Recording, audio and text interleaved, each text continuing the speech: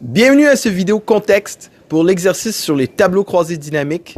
Aujourd'hui, on fait une analyse de population pour l'étape 5. Alors, on se met en situation. J'ai eu une idée un peu folle. Quand j'ai commencé mon parcours de prof, je me suis dit que mon cours était tellement utile, que ma matière, elle avait tellement de valeur sur le marché du travail, que les élèves qui auraient réellement une meilleure note à mon cours auraient un meilleur salaire après, et les élèves qui n'ont pas une bonne note à mon cours n'auraient pas des très bons salaires après. Et pour répondre à cette drôle de question, j'ai produit des données. Qu'est-ce que j'ai fait? C'est que j'ai envoyé un courriel à mes élèves après qu'ils ont gradué. Avant que je continue, là, c'est pas une histoire vraie que je vous raconte. Okay? C'est une histoire que je vous raconte parce que ça vous donne du contexte à l'histoire.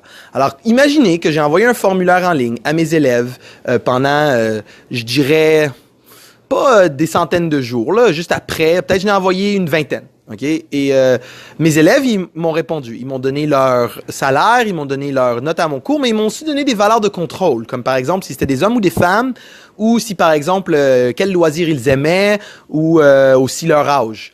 Et moi, ma question que j'ai pour vous, c'est puisque mes données, ils sont un peu éparpillés, puis c'est mes élèves, je peux me questionner si mes élèves représentent la société. Alors, pour savoir si mes élèves représentent la société, il faudrait que je sache, le ratio d'homme à femme. Il faudrait aussi que je sache, par exemple, pas juste le ratio d'homme à femme, mais j'aimerais ça aussi savoir, par exemple, si les groupes d'âge sont comme dans la société. Ça veut dire, est-ce que j'ai autant de jeunes que de personnes âgées ou est-ce que j'ai juste certains groupes d'âge?